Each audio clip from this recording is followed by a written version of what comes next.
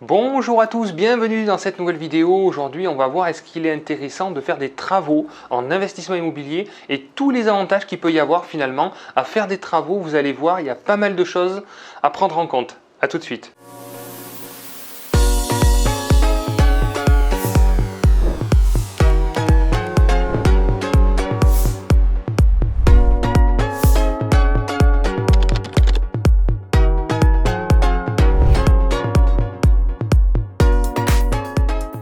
Bonjour à tous, bienvenue dans cette nouvelle vidéo. Alors, aujourd'hui on va parler de travaux. Avant de commencer, pour ceux qui ne sont pas encore abonnés, mais qu'est-ce qui se passe, comment ça se fait?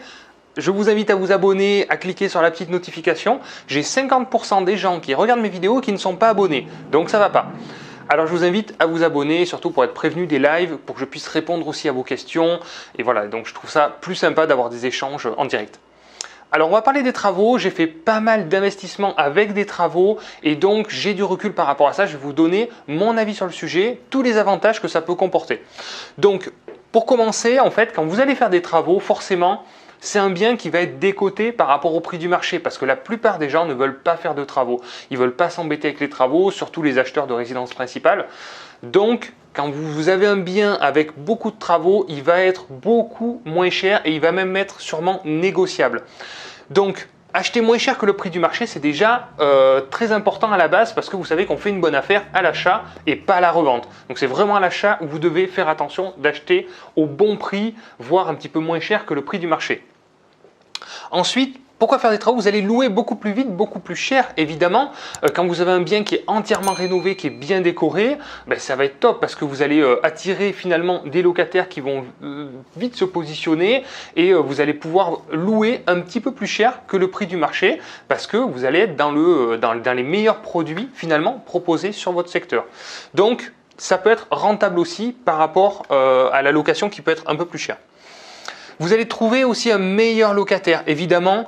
Je me suis trompé, c'est pas plus-value ici, mais c'est pas grave, on le fait en direct. Donc vous allez trouver un meilleur locataire par rapport, évidemment, on attire ce qu'on propose. C'est la loi d'attraction, c'est évident. Donc, si vous proposez des logements moyens, alors je ne veux pas catégoriser certains locataires, mais vous allez attirer des gens qui, malheureusement, n'ont pas trop le choix d'habiter dans ce type de logement, donc pas forcément les meilleurs locataires et qui vont le mieux respecter votre logement.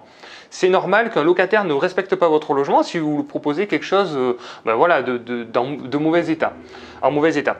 Donc, là, vous allez proposer un super logement, donc vous allez attirer une catégorie socio-professionnelle plutôt intéressante et si la personne se sent bien, elle va rester normalement longtemps. Donc ça, c'est un intérêt aussi.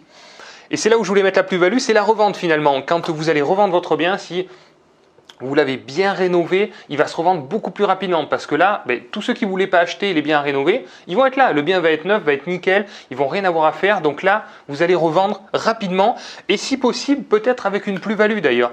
Parce que voilà, quand tout est neuf, tout est bien décoré, en général, ça se vend un petit peu plus cher et surtout plus rapidement. Vous allez avoir moins de gestion parce que forcément le robinet qui fuit, parce que c'est ancien, la petite fuite encastrée ou le truc comme ça. Si tout est refait finalement, vous allez avoir beaucoup moins de gestion quotidienne d'entretien.